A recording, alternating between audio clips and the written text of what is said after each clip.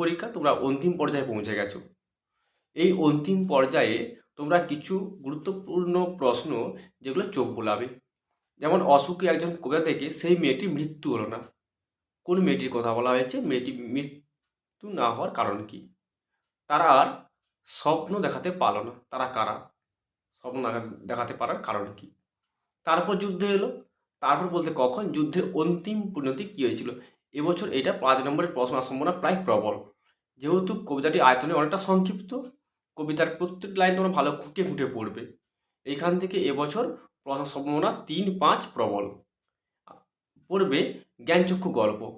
জ্ঞানচক্ষু গল্পে কী পড়বে না, জ্ঞানচক্ষু গল্পে পড়বে যে তপনের মেসো আর মাসি তপনের বাড়িতে আসার পর বাড়ির সকলে যে কী প্রতিক্রিয়া হয়েছিল, বা তপনের দুঃখের দিন, একই উত্তর হবে।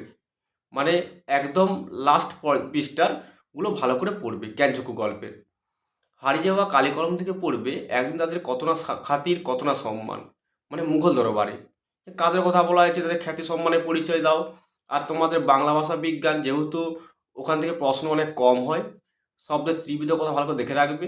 শর্ট লং আসতেই পারে, 5 নাম্বার দিলে আর উত্তরটা অনেক ছোটো হয়, আর 1 নাম্বারে আসতে পারে ছোটো ছোটো করে প্রশ্ন। এটা ভালো করে পড়বে। আর পড়বে কোরিন থেকে পড়বে প্রজাপতি ডানা মেলে দিয়েছে। প্রজাপতি কি? ডানা মেলে দেওয়ার কারণটাই বাকি দেখে রাখবে। কৃতিশের বিরুদ্ধে অভিযোগগুলো কী কী, মানে কৃতিশের বিরুদ্ধে যে অভিযোগগুলো উঠেছিল সেই অভিযোগগুলো ভালো করে পড়বে। লীলাবতীর অভিযোগ পড়বে, লীলাবতী চরিত্র মুখস্থ করবে, কোনি চরিত্র ভালো করে মুখস্থ করবে। এপাশের বহুরূপী গল্পের হরিদা চরিত্র। তারপর তোমরা পড়বে হরিদার যে সাজ পোশাকের যে মানে সাজ পোশাক নয়, হরিদার যে বহুরূপীর যে পরিচয়, ওইটা ভালো করে পড়বে। জগৎবাবুর বাড়িতে হরিদা বিরাগ যাওয়ার পর যে ঘটনা ঘটেছিল, ওইটা ভালো করে পড়বে। বড় চমৎকার আজকে সন্ধ্যার চেহারা, ওইটা ভালো করে পড়বে। এই প্রশ্নগুলো ভালো করে তোমরা মুখস্থ করো এখন থেকেই, দেখবে অনেকটা লাভবান হয়ে যাবে। একবার এই প্রশ্নগুলোকে ভালো করে চোখ বুলাও, ভালো করে ব্যাকরণগুলো ভালো করে দেখো।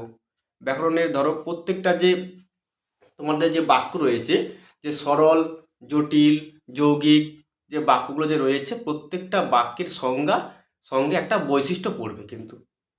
আর তোমরা ভালো করে পড়বে, প্রত্যেকটা বাচ্য পড়বে, বাচ্যের সংজ্ঞা, তার সঙ্গে বাচ্যের বৈশিষ্ট্য, এবং একটা করে উদাহরণ পড়ে যাবে, কারণ বাচ্চা উদাহরণ দেয়। প্রত্যেকটা বাচ্চা একটা উদাহরণ দেখে রাখবে। আর তোমরা ভালো করে পড়বে কারকগুলো। কারকের উপর ধরো এক ক্রিয়ার বহু কর্তা, ভালো করে দেখে রাখবে। আর পড়বে তোমরা পড়বে সমাস, ভালো করে পড়বে মধ্যপদলোপী, কর্মধারয় সমাস, এগুলো তোমরা ভালো করে মুখস্থ করো, দেখবে অনেকটা লাভবান হয়ে যাবে।